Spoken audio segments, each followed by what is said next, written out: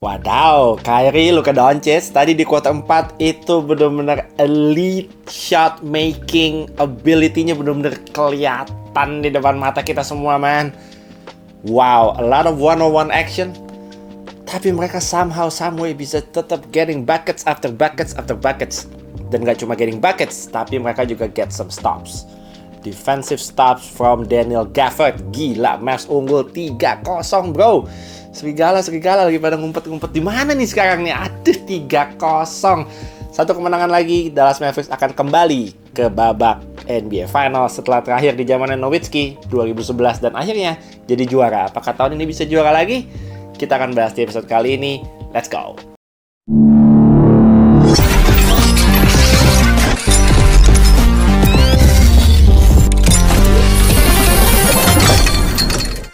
Ngobrol NBA episode 142. Hari ini gamenya hanya satu, Mavs lawan T-Wolves. Dan, aduh, gila. Lo sebagai fans NBA yang gak ngefans sama kedua tim gitu ya, cuma pengen nonton, cuma pengen nikmatin. Karena kan saya udah masuk Goa kan, udah seminggu lebih saya di Goa, nontonnya dari Goa, TV tabung. Sebagai penikmat NBA yang benar-benar pengen nikmatin game tanpa peduli siapa yang menang sebenarnya, itu tadi game ketiga itu bener-bener apa ya, very satisfying kalau buat gue. Ant-Man, ada momen-momen Ant-Man keren tadi di quarter 3, keren dia posterize si Gafford, terus dia beberapa kali after that, setelah itu dia beberapa kali elbow jumper, baseline jumper. Gue di momen itu gue pikir bahwa akhirnya muncul juga nih Ant-Man. Wah, akhirnya muncul juga nih. Tapi ternyata cuma stop di quarter 3 itu. Quarter 4 dia ya paling cuma 2-4 points mungkin.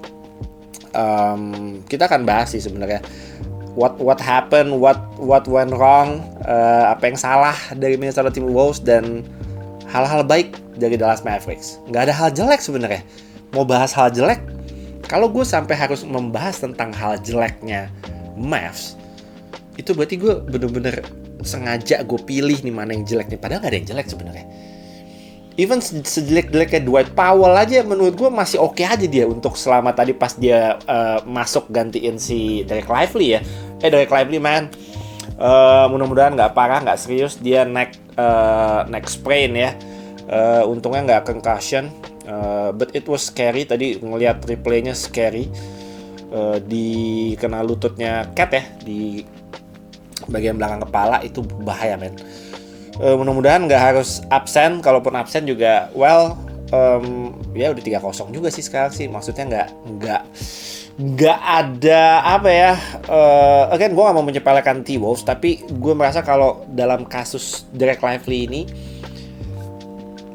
nggak ada urgency yang memaksakan dia harus kembali wajib bermain di game keempat menurut gue. Ini mudah-mudahan benar-benar bisa 100% dulu, baru nanti main lagi. Oke, yuk kita bahas. Sebelum itu, tadi titipan lagi dari tim gue untuk mengingatkan, katanya stok house ini sudah mau habis. Yang baru aja kita restock 3-4 hari yang lalu. Wemby stoknya sudah tinggal belasan. Kemarin kita stok sekitar 75, sekarang tinggal 19 apa 4 hari yang lalu ya.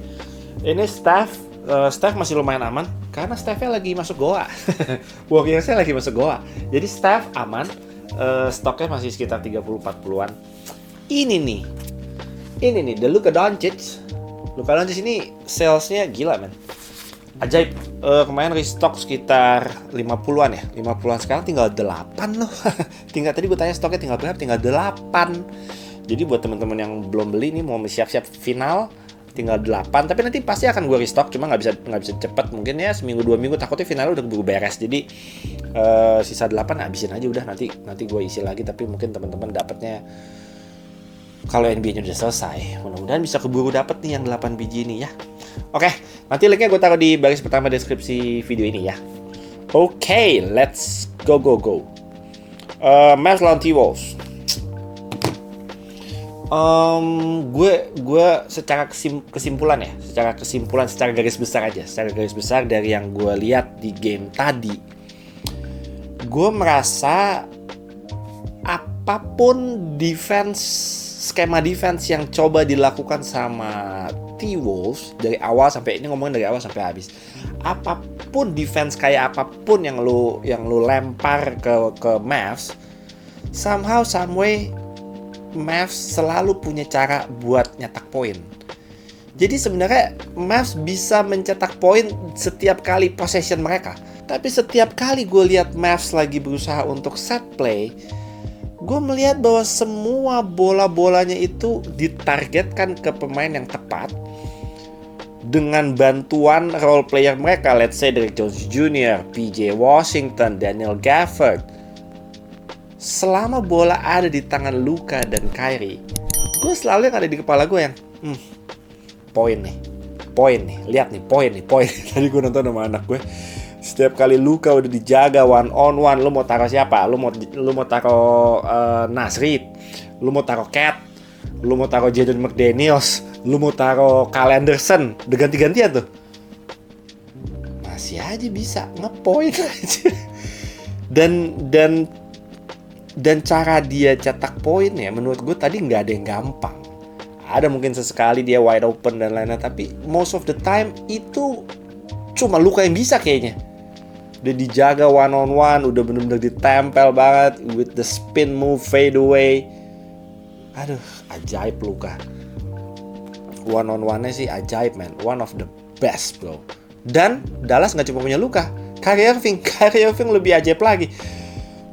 Lu diajak main pelan sama Luka Doncic, lu diajak main cepet dan muter sana muter sini sama Kyrie Irving. Layup kanan, layup kiri, floater, baseline jumper, 3-point shots. Ajaib lah, udah. Itu dua orang itu tuh, Kyrie sama Luka Doncic tadi berdua tuh di kuarter 4 cetak 21 poin berdua. Minnesota Timberwolves satu tim cuma nyetak 20 poin. Jadi satu tim T-Wolves kalah sama dua orang itu poinnya di kuarter 4 tadi. Wah, kuarter 4 itu tadi benar-benar ball movement-nya nggak terlalu banyak sebenarnya dari Dallas Mavericks. Cuma the spacing was great dan mereka percaya bahwa Luka dan Kyrie benar-benar bisa handle the pressure ketika melakukan one on one dengan siapapun defendernya. Mereka percaya, Jason Kidd percaya, dan they both delivered. Luka, Kyrie, man, they make tough shots, bro. That was tough shots. Lu mau jaga kayak gimana lagi? Udah jaganya menurut gue udah bener, man. Cuma emang orang-orang itu jago sekali. Kan ada istilah yang apa ya? It's great defense but better offense. Itu sih sebenarnya defense-nya menurut gue nggak jelek, tapi emang it's better offense. udah ajaib itu, ajaib. Gue tadi nonton yang gila, ini gimana aja mau digimanain lagi jaganya. Lu jadi defendernya juga pasti bingung, gila gue udah sebegini nempelnya, gue udah handsome, gue udah tutupin matanya, gue udah kejar sana kejar sini, masih aja masuk. Itu bikin defender itu frustasi, man. Kyrie sama Luka Doncic itu bener-bener bikin defender T-Wolves itu frustasi. Gue jaga, gue kasih space dikit salah, gue tempel, masih aja bisa nembak. Ajaib. Gue sebagai penikmat NBA tadi nontonnya bener-bener, man, eye gasm gue, bener-bener mata gue tuh kayak nonton yang andai tiap game bisa ngelihat magic elite seperti itu ya, permainan offense seperti itu, andai bisa seperti itu. Tapi gue mau mention satu hal. Kalau kita selalu berpikir bahwa main basket itu it's all about getting buckets, betul, it's true at some point, itu betul. Memang ya lo harus nge-point, lo sebagus-bagusnya defense lo, kalau lo nggak bisa cetak poin, sama aja bohong. Jadi the defense wins championships itu menurut gue kalimatnya tidak lengkap. Tapi kalau ada istilah juga the game is about getting buckets, itu juga kurang lengkap. It's all about getting buckets plus getting stops. Jadi kombinasi dua itu di kuarter 4 tadi tuh, kalau lu cuma getting buckets dari Luka, dari Kyrie, Minnesota juga nge-score. The Kyle Anderson yang juga ajaib di game ini, Anthony Edwards, siapa lagi sih tadi yang di kuarter 4 nggak terlalu banyak sih kayaknya tadi dari Minnesota Timberwolves. Yang pasti Cat did nothing, bro. Nanti kita akan bahas Cat. Kalau jadinya cuma ngepoint, yang sana ngepoint juga, jadi cuma tuker-tukeran doang, dan tadi game lagi ketat gitu. Jadi kita lengkapi dengan getting buckets dan getting stops. Itu yang dilakukan sama Dallas Mavericks di menit-menit penting terakhir, di mana Daniel Gafford was crazy good. Daniel Gafford, bro, the defense, the shot blocking, the pick and roll with Luka, man, Daniel Gafford, bro. Kalau nggak ada Daniel Gafford tadi, if he didn't make that stops, mungkin lain cerita. Jadi Luka and Kyrie getting buckets, Daniel Gafford getting stops. Semua kontribusinya menurut gue bagus. Mavericks-nya 3-point-nya efektif di game ini 50% akurasinya. Pemain-pemain kayak PJ Washington, alamak. PJ Washington tadi gue udah di grup WA, kan gue udah bilang nih, gue masih nungguin nih PJ Washington corner 3 nih. Jam 9.21 gue ngetik itu di grup WA. Gue bilang gue masih nungguin nih PJ Washington corner 3. Itu pas lagi timeout, lagi iklan tuh. Begitu masuk ke game, apa yang dilakukan? PJ Washington corner 3. Wide open 3 here for PJ Washington. Gets a dap from Super Bowl MVP there.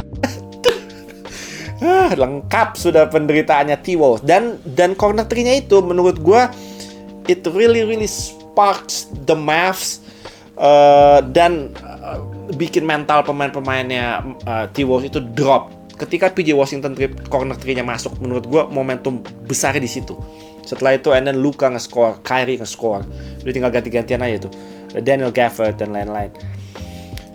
Wow, Mavs, I gotta say, man, I didn't expect series ini 3-0. At least at this moment, gue expect-nya paling tidak 2-1. Tapi sudah 3-0. Dan tadi gue mau bahas Cat. Cat di tahun berapa dia bilang he is the best shooting big man in the NBA. 2021, ada di fotonya tadi, beredar juga 2021. What did Cat do in the series? Pertama, Nasri lebih bagus dari Cat. Akurasi tembakan 3 angkanya. Nasri outplayed Karl Anthony Towns. Yang kedua, ngomongin Cat sendiri, he didn't show up, man. Ever since game 1, game 2, game 3, akurasi tembakan 3 angkanya 4, cuma masuk 4, bro. Masuk 4 dari berapa? Dari 32. Dari 32, that's like 15% akurasinya. 15%. Doesn't make sense, man. Doesn't make sense. Dia nggak memanfaatkan size-nya dia untuk lebih banyak bermain closer to the basket, bermain post up, dan lain-lain. He just, oh my god, Cat, lo kalau tadi lihat di game, nggak cuma di game tadi, di game sebelumnya, Cat di luar garis 3 point, di passing, tembak, di passing, tembak, catch and shoot terus. Cat tuh, dia 3 point contest champion, man. Tapi this is not a 3 point contest. It's a different pressure. Cat kalau cuma jadi catch and shoot 3 pointer doang, Mavs seneng pasti. Ada sesekali dia tadi dapat and one, he's being aggressive, tapi just a tiny moment. Sepanjang game dia lebih memilih untuk nembakin 3 pointers, which is dia punya akurasi yang dia tahu sendiri, dia kan bisa lihat stat sheet-nya. Akurasinya rendah banget gitu, tapi dia tetap nyoba, penasaran, nyoba. Alamak. Ya udahlah. Ya sudah, mau gimana lagi?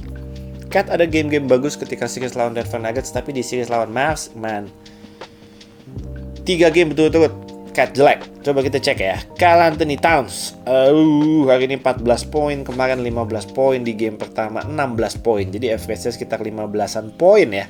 15-an points per game. Dengan akurasi tembakan di game pertama 6 dari 20. Game kedua 4 dari 16. Di game tadi 5 dari 18. Gila, 3 poinnya 0 dari 8.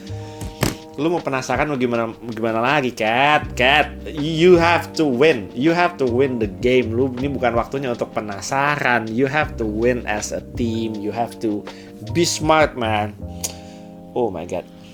Di game di preview sebelum series ini mulai, gue bilang bahwa X factor-nya untuk kedua tim, yang pertama adalah untuk Dallas Mavericks.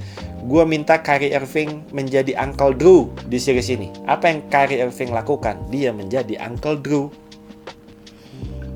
X factor buat Minnesota Timberwolves ada di Karl Anthony Towns. Apa yang dia lakukan? Dia menjadi Karl Anthony Kitty. Aduh, dia bukan jadi cat, dia jadi kitty. Well, hasilnya bisa kelihatan. Siapa yang deliver, siapa yang menjadi X Factor, siapa yang menjadi Uncle Drew, siapa yang menjadi Kitty. Itu bisa tergambar dari skor sekarang 3-0. Aduh. Ya gitulah. Anthony Edwards sih tadi sebenarnya tadi gue udah mention ya, he had his moment. Dia ada momen-momen dia keren di quarter 3. Dia hari ini 26 points, 11 out of 24, 9 rebound, 9 assists, almost triple-double, but still, not enough. At the end of the game, what were you saying to Anthony Edwards? I can't say. It's not TV appropriate? Well, you kind of mentioned it, but nobody's ever come back from 0-3, so how do you keep this team level-headed and ready to rock? Got to focus game by game. Ant-Man sendirian not enough. Apalagi dia di quarter 4 juga he disappeared in quarter 4 ya. Dia selalu menghilang di quarter 4. He needs Cat. I don't know man. Kyle Anderson sih oke. Nas Reed sih oke. Tapi Dallas Mavericks bro, 66 points total dari Kyrie dan juga Luka Doncic. Man. PJ Washington 16. Derek Jones Jr. 11 points. Off the bench, shout out buat Jaden Hardy. Jaden Hardy got his moment juga tadi.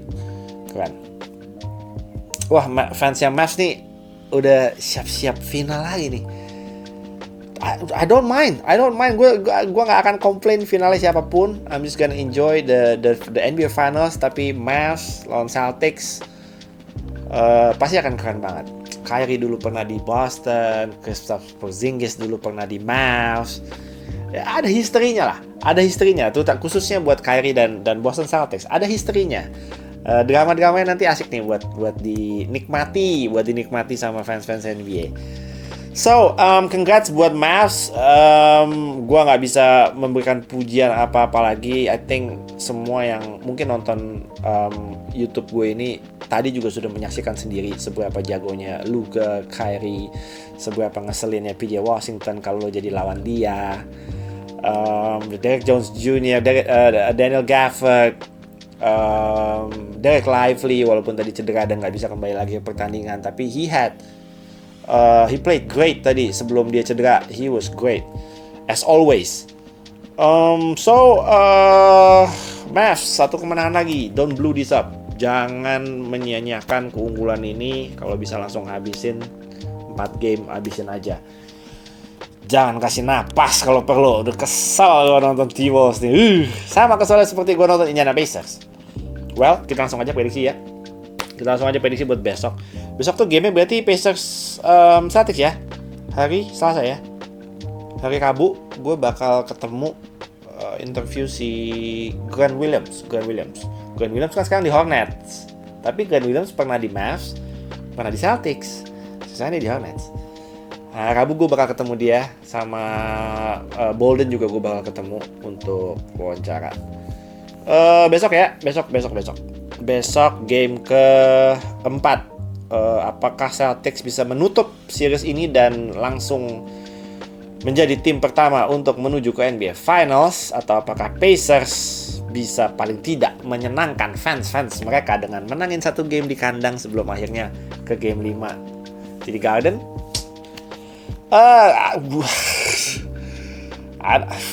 Gue udah nggak melihat ada insentif lagi buat Pacers untuk menang kecuali ingin bikin fansnya seneng besok di game keempat. Gue nggak melihat ada insentif lain sebenarnya. Hali cedera, tapi they still gonna put up fights. They still gonna fight. Tapi kalau gue jadi Celtics, kalau gue jadi Jason Tatum, jadi JB, jadi Mazzulla dan lain-lain, gue pasti akan ngelihat kan series sebelah ini juga ada possibility buat sweep man. series tetangga nih bisa 4-0 juga. Jadi mereka harus cepet-cepet udahin mau nggak mau. Nggak bisa dikasih napas. Udahlah Pacers kasih menang 1 deh, gentleman sweep gitu. Nanti kita menangnya di TD Garden aja. Kalau series sebelahnya panjang, mungkin Celtics bisa melakukan itu. Tapi series sebelahnya udah mau beres juga nih takutnya.